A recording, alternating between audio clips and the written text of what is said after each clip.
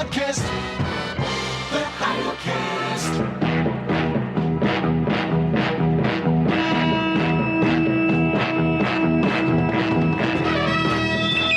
In the great hall of the Justice League, there are assembled the world's greatest heroes, created from the cosmic legends of the universe. Scott McDermott. I was bit by a black widow in Hamul in my sleep. Harrison Perkins. Every muscle in my body is clenching right now. And Scott Clark. You know, I would like to get to know a tarantula. their mission to fight injustice, to right that which is wrong, and to serve all mankind.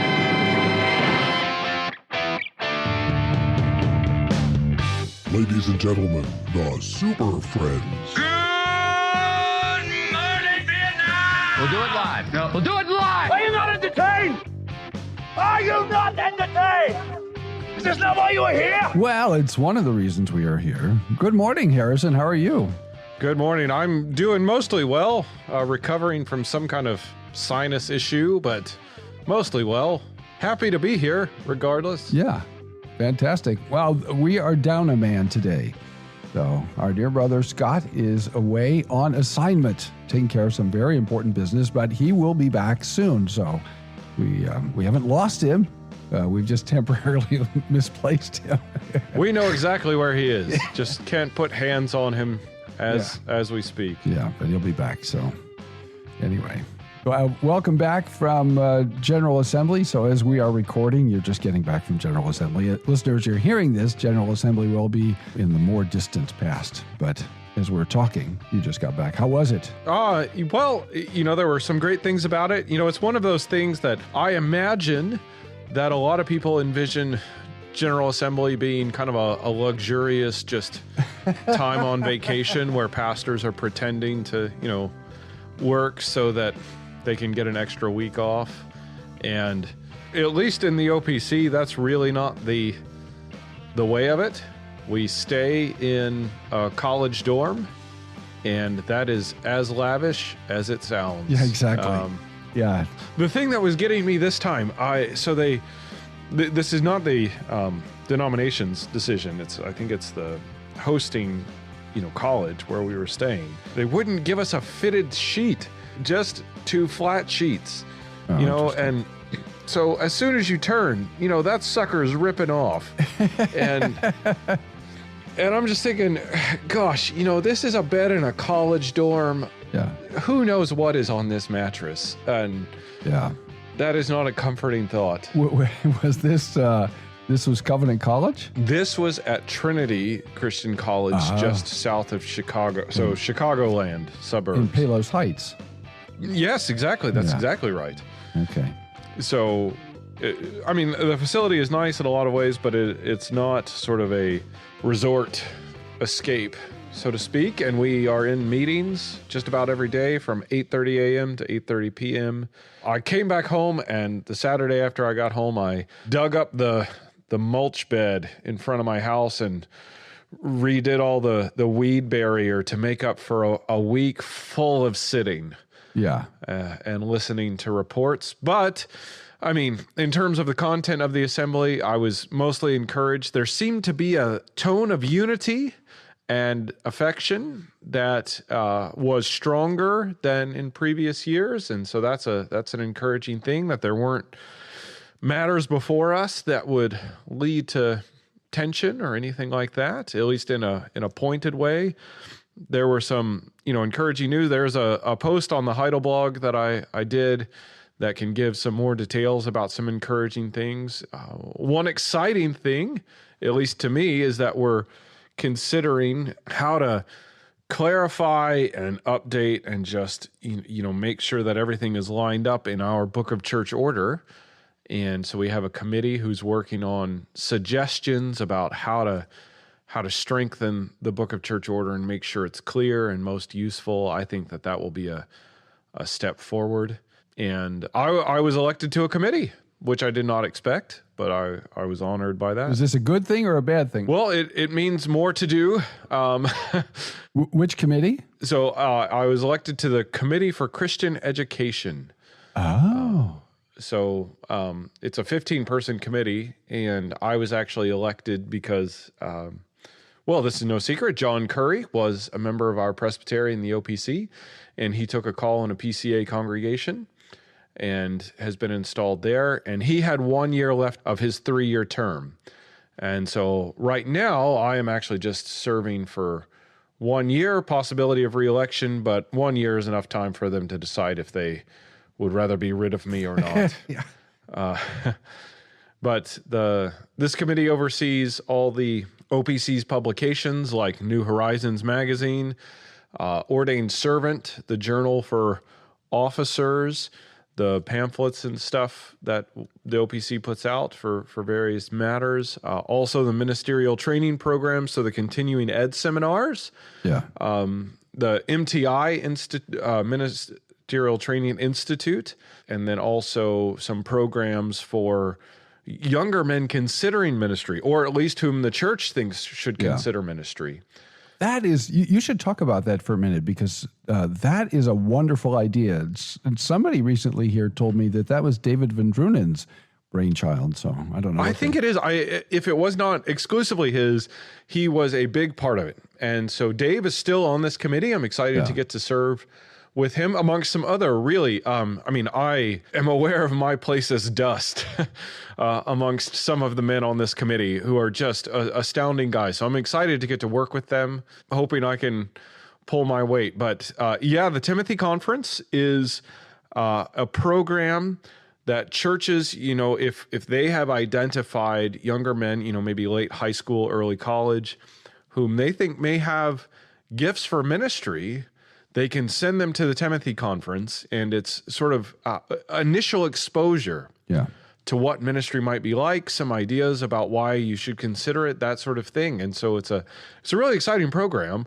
I believe that our own from Westminster, Jonathan Cruz, is a product of the Timothy Conference. Oh, I didn't know that. That's amazing. I love that idea. I love the intentionality behind it, that, they actually are thinking, the OP's thinking, look, we need pastors, and we need to be identifying young men, and we need to be intentional about, cultivating them and encouraging them and exposing them to the potential of theological education and preparation for ministry, rather than just sort of haphazardly after the fact, let's look around and see what we have. Or, a young man decides on his own without ever having been encouraged or nurtured or prepared in any way. Then we just sort of sit around and wait for some young man to come to us or come to the consistory or the pastor, which is difficult. If you're a young man, you're thinking about pastoral ministry. I remember being in those shoes and, sort of timidly saying to someone, well, I think I might be interested, but, it's a little intimidating. I mean, who am I to sort of put myself forward as a possible candidate for ministry? I remember asking my pastor for a reference to apply for seminary, and I had taught some things in, Bible studies and in college ministry and that kind of thing. But, the church, formally speaking as the church, had never said, hey, you should go be a pastor. Yeah. And so it was a big thing for me to ask him, hey, will you write this? And he was very gracious. And then at that point was able to help me, come before the session and talk to the session about coming under care, talk to the presbytery about coming under care. So that, there was a kind of informal external call in the fact that people had told me, we really appreciate your input and think you should consider this. But, that had not come from the church's leadership as such. And so, in some ways to ask for it is a daunting thing that felt out of place to me, at least. Yeah. But, this was at Briarwood. Briarwood is a huge, the session there is the size of some churches. Yeah, exactly. So, that's an interesting question. I don't know if that I've ever heard, but how many people do you think attend Briarwood? Well, the last that I knew, there were 4,200 members. Okay, so that's a mega church in the NAPARC world. Briar World. Yeah, Briar World. Just so you know, listener, it's a commonplace in evangelical churches that they can be, 5,000, 10,000, 20,000. That's relatively, I guess, normal in today's world. But in the North American Presbyterian and Reformed Council world, which is the OPC, the PCA, the URCNA, the RPCNA, the RCUS, the ARP, et cetera, the rest. I don't mean to omit anyone, but just to give an idea of the groups we're talking about, nearly all those congregations are 100 people or fewer. So when you have one that's 4,200, that's literally the size of one NAPARC denomination. I can think of 2, maybe 3 NAPARC denominations that are about 4,200 people. Just to put things in perspective, that's how gargantuan. That's why people affectionately refer to Briarwood as Briar World. And at least Harry Reeder, who was the senior pastor there before he died, knew all the members' names. Oh, wow. He every year I got a letter from him. That's amazing. At least when I was a member. Yeah. Saying, please send us your prayer requests to him and his wife, because they were going to pray through the directory in the year. And it was an incredible feat, and I believed him. I mean, when I would speak to his son, well, at least when I spoke to his son after Harry died, which Ike has become a good friend of mine. I'm very thankful for Ike. And Ike dropped this detail about things going on that I had never mentioned to him. And, I knew it was Harry had really been paying attention and handed that on. So some people are able to do that. I do not think that I could keep up with 4,000 names and be able to place them to faces. So that's an incredible skill. They have just called a new pastor, which is an exciting endeavor for them. Scott Redd. Scott Redd from RTS DC. So that's exciting. One of the amazing things about Briarwood that people may not know, listener may not know, is that it's almost certainly the only NAPARC congregation and one of the few in the country that has its own police department. Which is just, I know about this from Presbycast, from Brad Isbell and Presbyterian. That is true. We can leave the awkwardness sort of hanging. There is an explanation that makes it more reasonable than it sounds at first. But the Presbycast guys did a whole episode devoted to Briarwood's police department. They actually did a radio drama featuring the Briarwood Police Department. That's why. Interesting. Yeah, it was fun. That was all meant in good fun. Sure. They were not being mean-spirited. Just so listeners know, I understand the sort of shocking nature of that.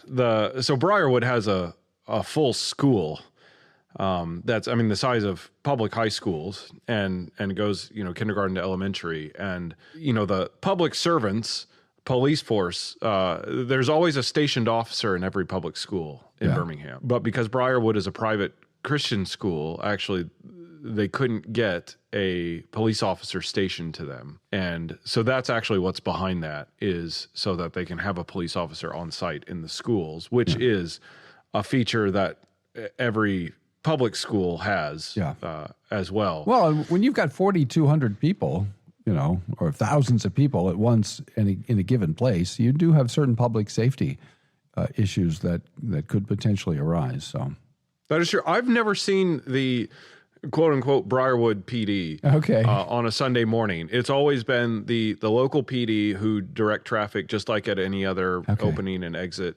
So one of the interesting things about life in the South is traffic direction on Sundays. Yeah, I guess I just said that as if that's a given to everybody. Directing traffic out of the church entrances like happens. That's maybe a feature of Alabama more than... I've only seen that in the South. I believe I saw that at First Pres Jackson as the first and only time I've ever actually seen it. I mean, I've seen it in conjunction with funerals, that sort of thing, getting people from the church with a police escort to the cemetery, something like that. But I think that there are 3 churches between where I lived and Briarwood that required it. Oh, that's amazing. So my route to church was full of that same feature. Interesting. Yeah. So that's maybe a Southern thing. Lots of people go to church in the South. It's been crazy for us in Escondido this summer. We were hoping the listener may remember that we've been doing an addition to the house. We're building a study and a studio. And we're supposed to be done now. And so we're not, the drywall is in and the guys are here this week mudding and taping as we speak. So all the drywall is finished as of yesterday. So anybody who's been involved in a building project can, have some idea of what's going on. So The picture you sent made it look like they were pretty close. well, I mean, we still have the flooring to put in, and we've got the doors selected. Wow, what a process that was. We've learned a lot about what is and isn't wood now. So it's amazing. So from the outside, as a complete novice or relative novice, I mean, I have done some remodeling and put up some drywall and swung a hammer and done some framing and things, but there's a lot I didn't know, and a lot has changed since I did that sort of stuff, which was quite a long time ago now. When you say solid wood door, you think sort of naively, I thought sort of naively, well, we'll get a cherry wood door. Well, if you actually got and you probably actually, as it turns out, wouldn't want a door that's solid cherry, because apparently that won't remain stable. So everything is veneer, and then the question is what's in the middle. But at any rate, just that sort of thing is it. Boy, as it turns out, to get a solid wood door that's not actually what it sounds like, takes a small business loan. It's extraordinary. So we've been negotiating with people to get these things ordered and done, and yeah. So it's anyway, it's been a big process. We're still working on getting the bookshelves arranged and made and installed. That, as it turns out, is going to take all summer, one way or the other. We will not have all the bookshelves in until probably September or October. So the whole process will have been over a year, because it was a year ago, August, that we actually went to the city and started the permit process. Oh, wow. Which itself was awful. Yeah. So right now the house is full of plastic sheets hanging down everywhere. And it's been that way for quite a while. So I am trying to dig 2 stumps out of my yard. do you have a tractor? No, this is me with a chainsaw and an axe and a shovel. Oh, They're my. not, well, one of them is big. I have not started as earnestly on that one, but the smaller one, you know what? Axe swinging is something I have far more appreciation for lumberjacks. I understand why they're huge now. Yeah, I mean, exactly. It's hard work. I was and it doesn't take long. Yeah. It's, you swing that a couple of times and it's like, all right, well, I'm going to take a rest. I need a cup of coffee now. Yeah. What you need to get there, get you a tractor, get you a big heavy chain, put that chain around that stump, and just pull that old bad boy right out of there. That's what you do with the big one. You break it down and maybe get you some dynamite, put some dynamite in that tree stump and break it up and whatnot. I think there are different rules about how you can, because the big advice is, well, just light it on fire. And I actually think you can get in a lot of trouble for that. Yes, exactly. So, no, I know it's so difficult. Anybody listening, I'm not doing that. Well, we have removed some tree stumps. So I've had to tell Mrs. Clark, you know what? Maybe we ought to hire someone to do this. She's out there with the chainsaw. Ring. So, see, I'm kind of excited about I want this victory. Yeah, you want to conquer this thing. Well, just don't lose a foot in the process. I am doing my very best. Having a chainsaw bounce off a part of the tree stump that you're trying to cut out and bounce onto your foot, that's a bad outcome. So yes, indeed, that makes sense. So and tree stumps can be really nasty. Depends on how old it is, and so we just let one decay. It was sitting up on the top of the slope, and we just let it decay. And after about 10 years, we went back to it. And after nature had done its work, the bugs and everything had done its work, we were able to get it out much more. One of these is pretty rotten. Okay. So I'm actually confident that I can. It may take some effort, but for the big one, the big hairy one, you might actually have somebody come and take a look at it. And that's the one that's actually rotting. Oh, thankfully. okay. All right. Well, maybe it won't be so bad then. Yeah. It's a willow. And it just gets really soft as soon as it will, you'll grab it and it just kind of crumbles. You might be amazed at how deep those roots are and how widespread those roots are. It's pretty astounding. I just need the top of it out so that I can put dirt over it and plant grass seed. Okay. That's my goal. All right. Well, that's good. That gives you something concrete to do. Ministers need that because we don't always see the immediate results of our work, and it's helpful to go out and do something that you can work a little bit and see that you've actually made some progress. Exertion is good stress relief. Yeah, absolutely. If a lot of your work is mental and at a computer or talking, it's good to just expel physical energy. Yeah, all right. No questions today, but we have exciting topic to discuss today. Believe it or not, Harrison has written a new book, and we're going to talk about it right after this.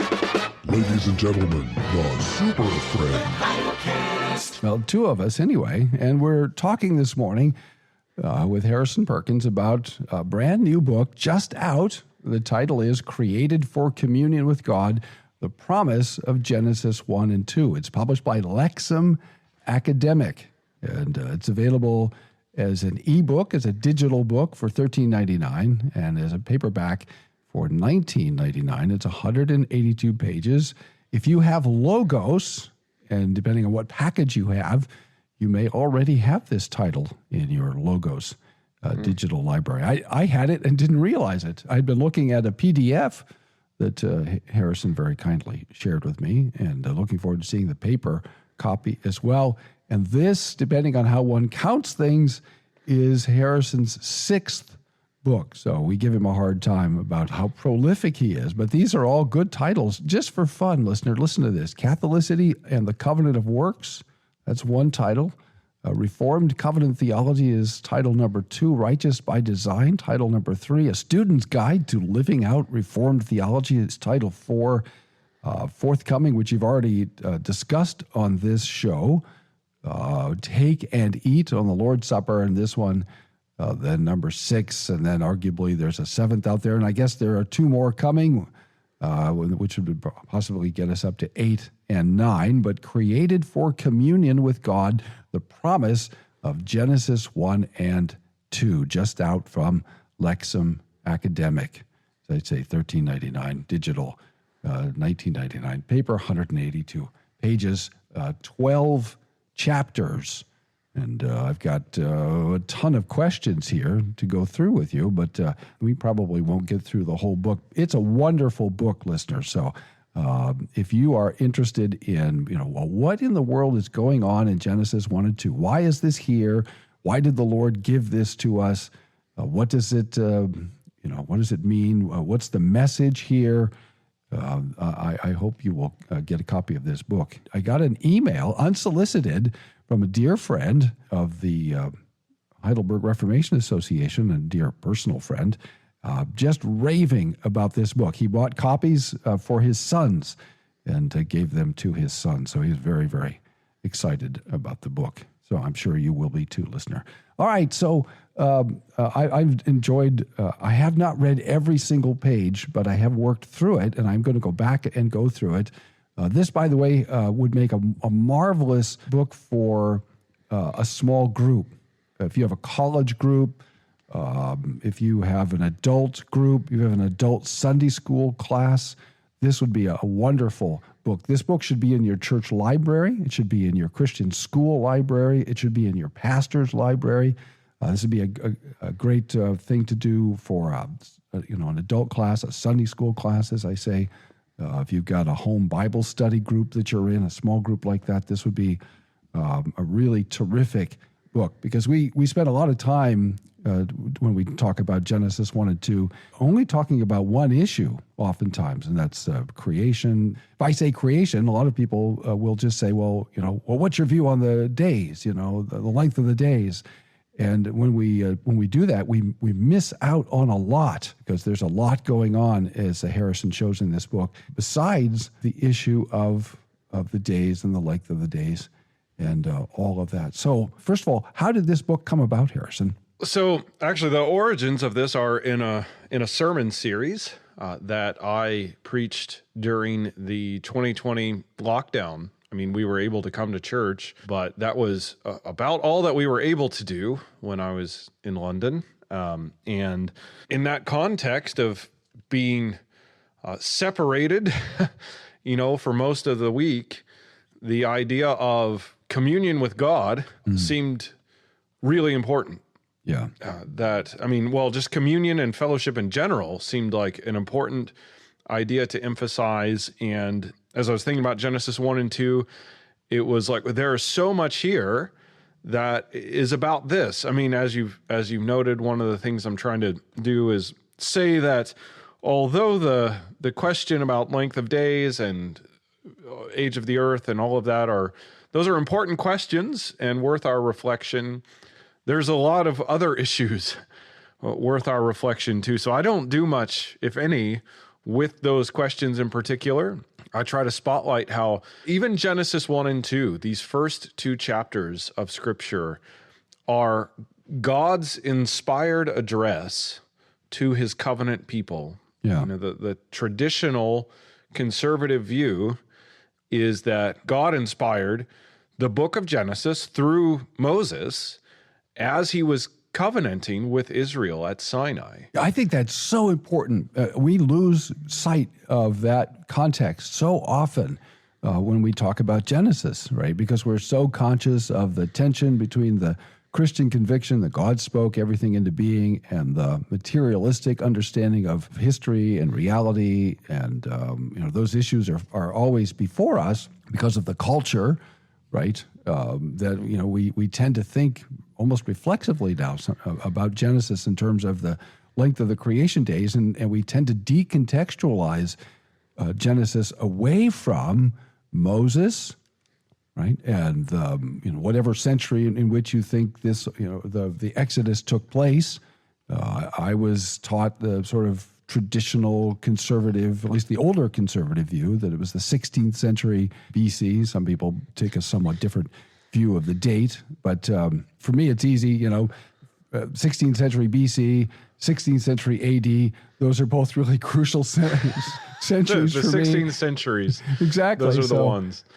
Just for my own clarity, I tend to just leave it there, even though I know there are other ways of thinking about that. But at any rate, the context is these are God's people, the visible institutional church as it was then, predominantly Jewish, delivered out of Egypt. And this is what God has to say to those people in that context. Yeah, so this is fundamentally about God's relationship to his covenant people. Yeah. That's the baseline idea that this text is going to be about. I mean, what else would the first words that God says to this people with whom he's covenanting concern besides what's happening, in some respect? Now, I get that it has to do with a arguably very long lead up to that event. And nonetheless, it is pertinent to the thing that was happening as God spoke to them there. Yeah. It was about how he related to them as their God. And the same is true for us. We are still God's covenant people. And Genesis 1 and 2 is about our relationship with God. And yes, there is material for our reflection about length of days and age of earth and all of that is interesting and useful to think about. But one of the main things I wanted to get across is if our attention is more wrapped by the creation than the creator, we've missed the point. Yeah, that's a marvelous point. You actually say in chapter 12 that Genesis 1 and 2 is primarily about the creator, which I think is a great point. Well, can you elaborate on that a little bit for us? Well, I mean, yes, there is a record here in Genesis 1 of what God was doing as he made ex nihilo the universe. What does ex nihilo mean? From nothing. Nothing existed. God alone, the triune God, was there, and he spoke the physical universe into existence using no pre-existing materials. He wasn't working with something that he found. He didn't have tools outside of himself. He didn't have, some raw material. He spoke and the universe came into being. He didn't make it from his own substance. He spoke it into existence. Some respect understood rightly outside of himself. So there's a creator and a creature. These are two distinct things. All right, the creator is from all eternity, self-existent, and the creation comes to existence at a point. I didn't say a point in time, but at a point, there was when there was no creation, and then there was creation. Why is that? Time is a creature. Time is a creature. Now think about that, listener. Of all the things you're going to hear today, right? You're going to hear a lot of things, a lot of messages. If you watch the news, you're going to hear a lot of messages on the news and other podcasts and TV and movies, whatever media you're consuming, whatever you're reading. But you will not hear anything more profound today, I don't think, than time is a creature. I remember when my first Reformed catechism teacher, Warren Embry, said that to us as a college group, that time is a creature. And it totally blew my mind because we live in time, right? Yeah, we can't fathom anything without it. I mean, it's a framework that we can't escape. How many clocks can you see right now, Harrison? 1, 2, 3, 4, 5, 6. One behind you on my screen. Yeah, that's right. Isn't that amazing? Yes, you can see a clock from Michigan. You can see a clock here in Escondido. Isn't that amazing? The same for me. I've got the one on the computer, one on the iPad,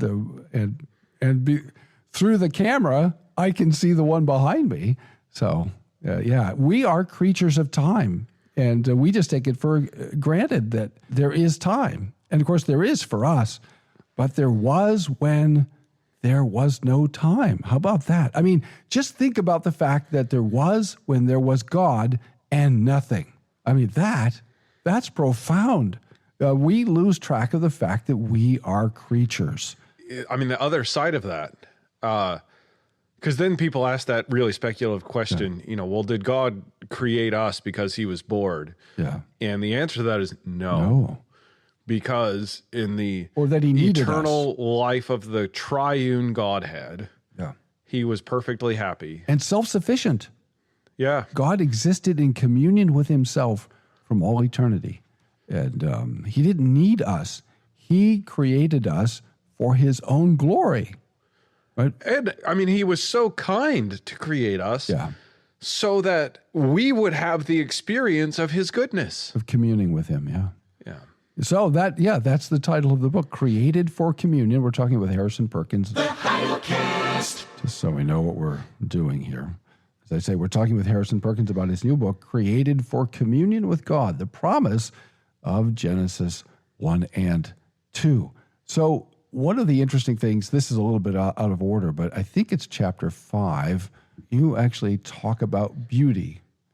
And that struck me because when I have, it is chapter 5. When I have read Genesis 1 and 2 and thought about Genesis 1 and 2, that's a topic about which I have not given sufficient attention. And I always get, to be honest, a little nervous when people start talking about aesthetic things like beauty, because there's a degree of subjectivity, right? Beauty is in the eye of the beholder. And there have been elements of the Reformed tradition since the 18th century that have given a lot of attention to beauty, and I always feel like maybe there's something afoot there.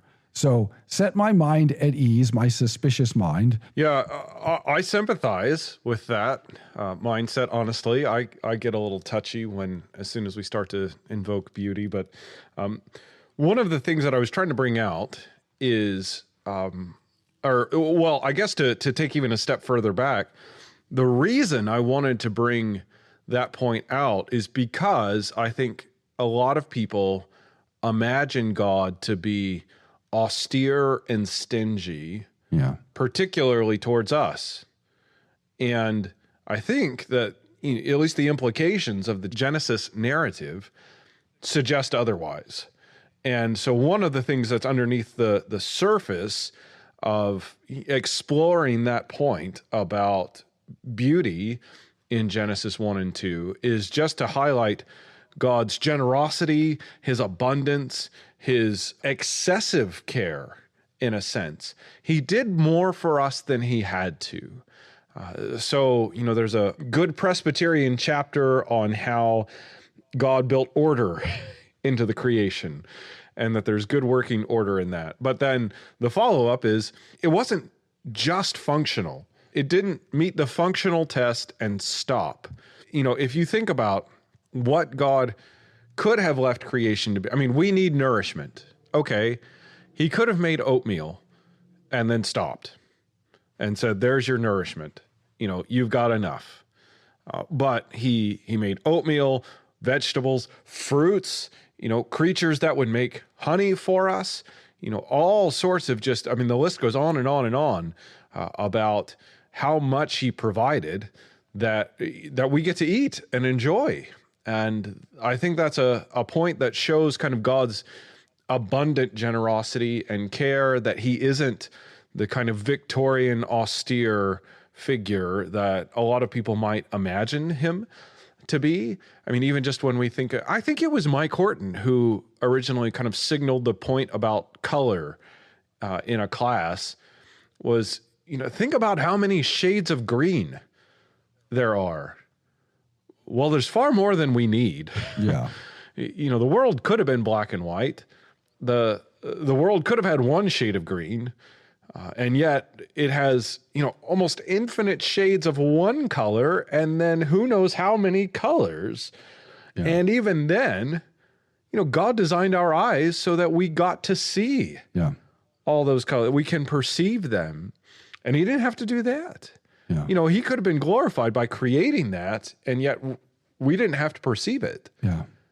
And yet he provided that for us to know the richness of his goodness, so that we would, that's the thing, right? Is beauty is not an end in itself. All of these things are supposed to point us back to character traits about God and how we are supposed to recognize the depth of his goodness and how blessed it is to be his people. Yeah. That's a great point, that it doesn't exist for itself. That might be a difference, maybe the difference, between a Christian account of beauty and a purely naturalistic account of beauty. When some people talk about beauty, it becomes an end in and of itself, and it almost becomes a god. Maybe it does in some case become sort of lowercase g God. But as you say, that understood correctly, beauty is intended to point us back to God. And I think that's a pretty profound point that you made. Thank you so much. I appreciate this. This is a really rich book, and there's so much in here about which we could talk. Why is it so important to understand that human beings were created for communion with God? Why is that such a significant point? Well, one of the biggest questions that we tend to ask as the human race is, why are we here? Yeah. Which is a huge question that we're facing right now. I mean, so many young people are sort of wondering, maybe old people are wondering, what in the world is going on? Why are we here? What's the meaning of it all? Because the culture seems to be bent on sort of sucking the meaning out of everything, right? Everything is meaningless. Everything is random. Everything is deconstructed. So reconstruct things for us. I mean, that boils down to, what's my purpose, right? Why do I exist? And perhaps addressing, exactly the same thing, or at least a version of it, or perhaps being in God's providence a little bit prescient. The Westminster Shorter Catechism gets us right to this. What's the chief end of man? The more modern way to ask that is, why are we here? What's our purpose? And they say, well, the chief end of man is to glorify God and enjoy him forever. Yeah. And that kind of gets us even into what we were just talking about. Yes, we are meant to glorify God. And yet, when we do that in blessing as his people, those who belong to him, well, we get to enjoy him. And so right there, that points us to the main purpose for our existence is communion with God, that we're supposed to be his people. We're supposed to know who he is. We're supposed to honor who he is. And we're supposed to enjoy that. Now, that short circuits, when sin enters the picture, is that fractures and, rewires our constitution so that we don't enjoy the right things and that we don't honor God as we should. And yet that doesn't change kind of our fundamental programming, is that we exist to glorify God and enjoy him. And so to have this fellowship, and that helps explain to the world, well, why we seem so adrift because this isn't the purpose that sinners want to have. Yeah. And the thing about that is, whether we want to have that purpose as our purpose or not, tough cookies. It's still our purpose. Yeah.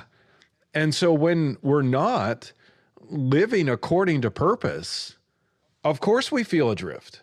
Of course we feel out of place. Of course we feel, out of sorts, off kilter, and lost. I mean, both in a spiritual, salvific sense, we're lost, but also just lost in a personal sense. We feel it. We don't know why we're here. Well, in fact, we do know why we're here. We're just not acting in light of it. Yeah. I mean, if you look at the suicide culture that's developed, Colorado, I think, if memory serves, just legalized suicide, and whole countries have legalized suicide. And people, want to opt out. They want to check out. They don't see the point. They don't see themselves as significant. They don't see the point of life. And so they just want it over with as soon as possible and as painlessly and quickly as possible. And this is the answer. No, don't opt out. Don't take those pills.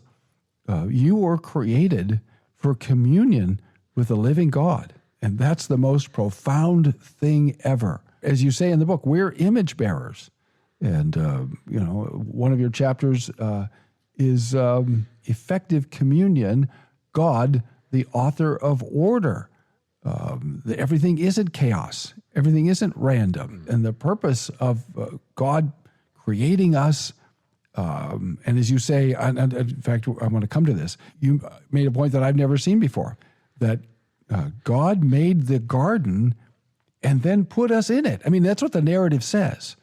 Yeah, right? It is there. But we just sort of pass over it. And, we come to think of ourselves almost as having been created in the garden, but that's not actually what the narrative says, right? Really helpful when you're reading the Bible to pay attention to what it actually says.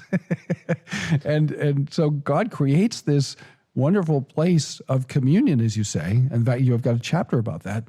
And he put us in that place. That was actually my favorite chapter. I mean, as I was both reflecting on that material and so that the reader has an idea of where that's grounded, there is this description in Genesis 2 of the location of Eden. And it's kind of between these four rivers. Yeah. And hey, here's some gemstones that are there. And there's a lot of gold, by the way. And, I'm coming to that. I'm thinking, what in the world am I going to do with Yeah. What's going on? But reading, reflecting, and it comes to, be clear when you slow down and you think, well, what is really happening here? It's like, well, God is describing the place where he made it the garden. Yeah. And he takes Adam wherever he had made him, and he puts him in this garden, and you kind of, you think God built a home for Adam. Yeah.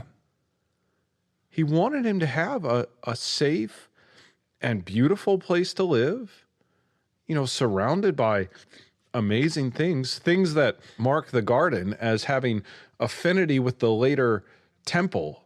Yeah. Right? There's gold, there's these same gemstones, there's lots of flowing water, at least in the basin, and in other features of the temple. In other words, God is signaling in these geographic features that this is the first temple. In other words, God built a home for Adam, but he built a home where they would get to dwell with him. And it was a pointer, too, in some ways, of a consummate state that was hoped, right, to come. Yeah, the garden was not, it was limited. I don't know how expansive it was. Maybe it was big, maybe it was small by our, modern standards. The narrative doesn't tell us, and so we don't really care in a sense, right? Yeah, it was big enough for a river to flow into it. That's right. We know that. But outside of that, we don't know. But one of the things that is still going on is that the commission that God gave Adam as he made him was be fruitful, multiply, and fill the earth. Yeah. And it seems to be that, as he's put Adam in this garden home, a place to dwell with God, and he's given him this task, what's kind of built into that is that's not just a propagation task. It's not just about having offspring. Yeah. It's also about, yes, do that, but cover the earth with this garden that is the place where God dwells with his people. Evangelism isn't the right term because, it wasn't the need of the gospel to save people. There wasn't redemption that was needed, but there was still expansion of the place of God's kingdom. That has a correlation to what we do through the process of evangelism today in the spreading of the church throughout the globe. And one of the things that confirms this, just so that listeners don't think we're kind of speculating on this, is the garden shows back up at the end of the Bible. Yeah. It's the bookend. It's the beginning and the end of Scripture. And when it comes back at the end of Revelation, the tree of life, just as one instance, it's bigger. Rather than being in the midst of the garden, it spans the river and it's gotten bigger, and so that its leaves are for the healing of the nations, the whole world. Right? And this is the kingdom that has come down, and the new heavens and the new earth are one, and here we are. And so this garden is back, and it's where all of God's people live with him. And so that, it seems to be that was the consummate hope held out even from the outset, was that the world would be full of this sacred space, so to speak, where God was right there with his people, that we would know him in special fellowship. One of the things you do in this book that I like so much is that you put the covenant of creation, the covenant of works, though I don't think you use that language in the book, but you put that in the context of communion. Frequently, way too often in the modern period, particularly in the 20th century, people tended to juxtapose covenant with relationship. And we were given this false choice, this false dichotomy. Well, I believe in relationship, and so I'm against a covenant before the fall. And some people bought into that dichotomy and said, well, I'm more interested in covenant than relationship. And what you show in this book, I assume you intended to show this, is you don't have to choose between those two things. That these are complementary truths, that covenant was intended, right? The covenant that God made with us before the fall was intended as a vehicle for communion. That's right. Yeah, and that was absolutely my point. I don't think I do talk about it as the covenant of works there, and that, this book aimed at wider than just a Reformed audience. Yeah. But certainly Reformed readers will pick up. That's exactly what I'm talking about. The same content is there in that chapter about the covenant that, kind of has this probationary task about the tree of the knowledge of good and evil and what is going on there. And one of the points that I wanted to highlight is that it's not that our covenant theology is opposed to the depth of relational communion with God. In fact, it's the mechanism that God uses to grant the depth of relational communion with him. So it's not a dry contractual setup, to think about a covenant. It's in fact a relational context, and these things shouldn't be. It's a false dichotomy to think about legal, dynamic or aspects of relationships and love. In fact, God's moral law is the best guide for how to love God and love our neighbor. It's kind of the basic tenets of, if you want to know how to love well, look at the moral law.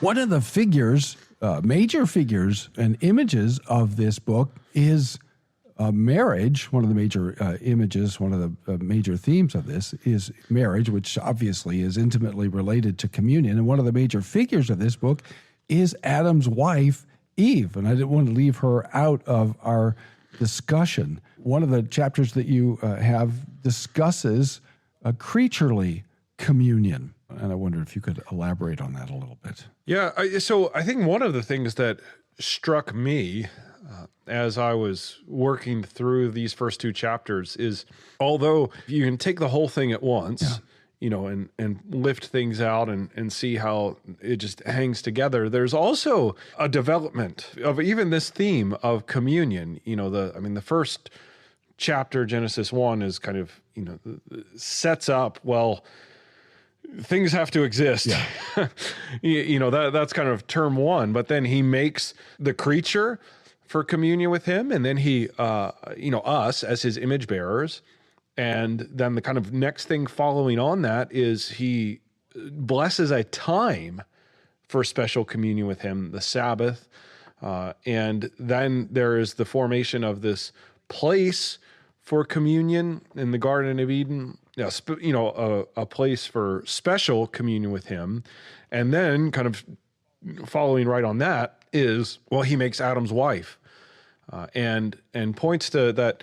I think that reminds us of our creatureliness in that although our highest inescapable end, purpose is communion and fellowship with God, we can't do that apart from being creaturely. Yeah. Our humanness is not something that he expects us to overcome. And being in communion with one another, right? We're right. In communion with God, in communion with other people. Simultaneously. We don't have to choose. I was just having a conversation with a fellow about this just yesterday, and he was postulating on social media that we don't need the church. And I was saying, no, that's exactly 180 degrees wrong. Christians are made Christians in order to be in communion with God together with other people. Yeah, if you read 1 John, it's very clear. Yeah. In fact, the errors going on there are people have misunderstood the church and misunderstood who Jesus Christ is.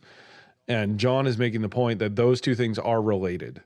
If you don't understand that you're supposed to be in the church as a member of Christ's people, then you don't actually understand the truth about who Jesus is and what he's done for us. And it was that way from the beginning.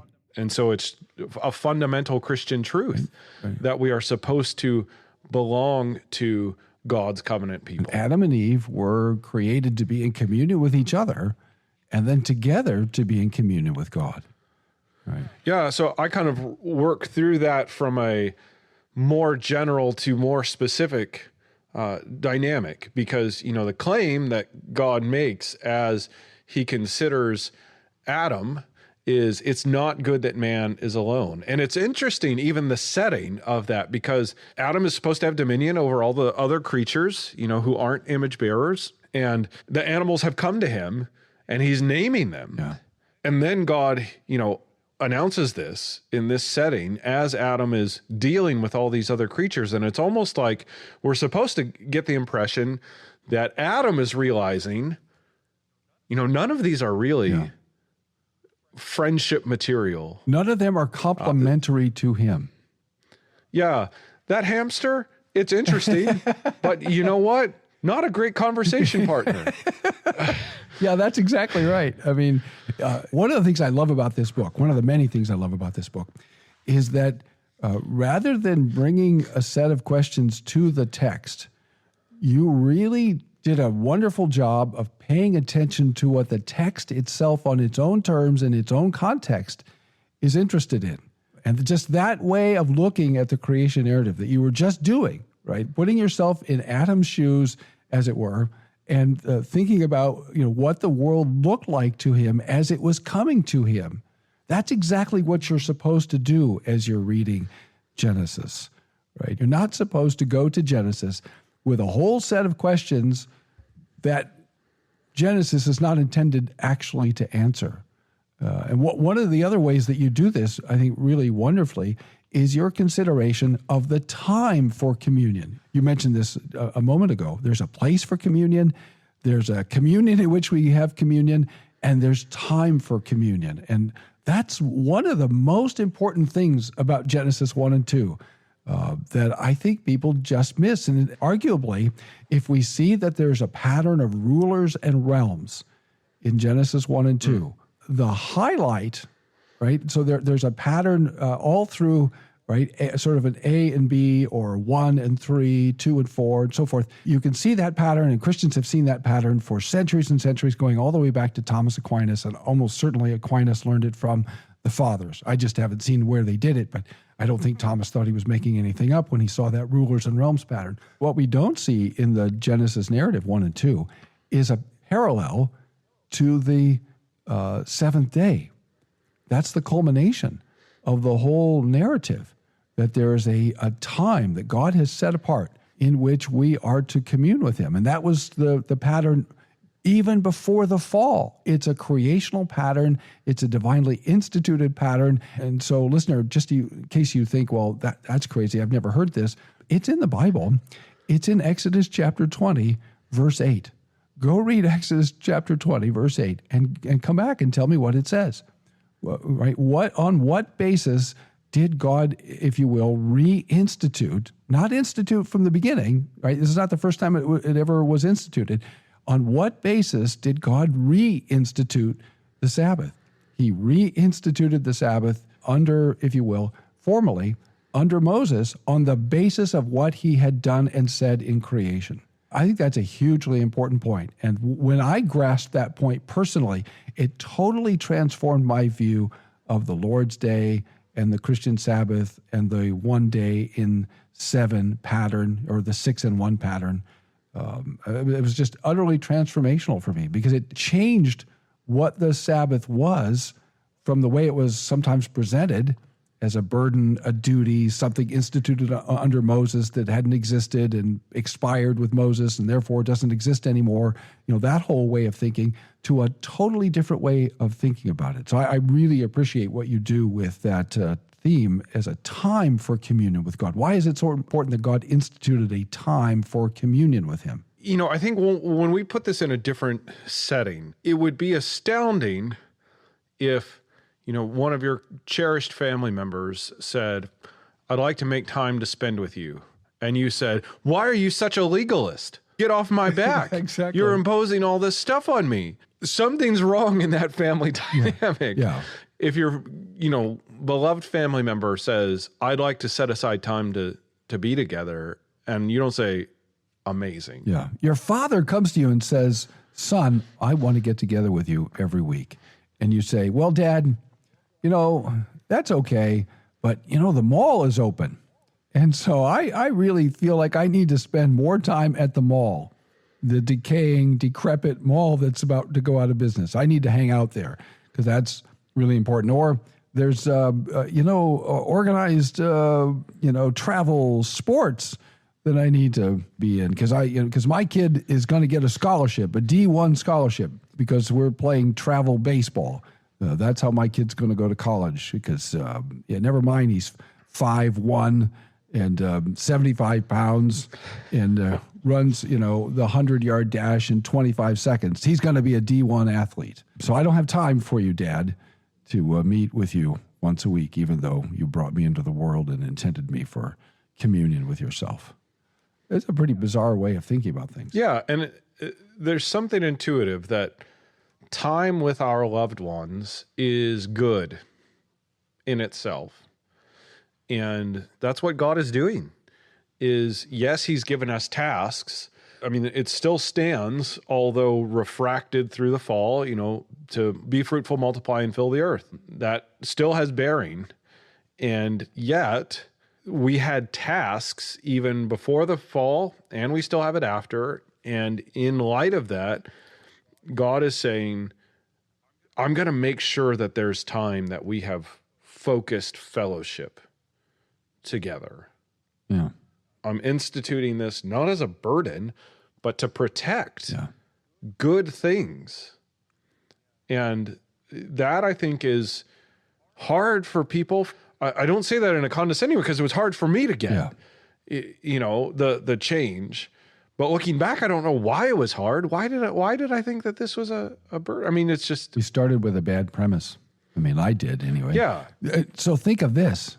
The same God who came to Adam and Eve in the garden and communed with them became incarnate and said to his disciples and anybody who would pay attention, right, the Son of Man is Lord of the Sabbath. Holy mackerel, as Grandpa used to say. The same God who said, I am here to commune with you, returned in the flesh and said, here I am back, as it were, to commune with you. That's what God has called us to, right? We're called to communion. The gospel invitation to sinners is a call to return to communion with the God who made us, in whose image we're made. How extraordinary is that? And that even though we broke that communion, God will restore it. Yeah. Like, that's the good news, that God in Christ is in the business of restoring communion with God. So this whole category of communion with God is a wonderful way to think about the Christian faith and the Christian life, but it's also a way to think about communicating it to others, right? There are a lot of things you can say to your neighbor, but one of the things you can say to your neighbor, your coworker, your loved one is, we were created for communion with God. And communion with God is still possible. It's possible through faith in Jesus Christ, who is the one through whom all things came into being, without whom nothing came into being, that has come into being.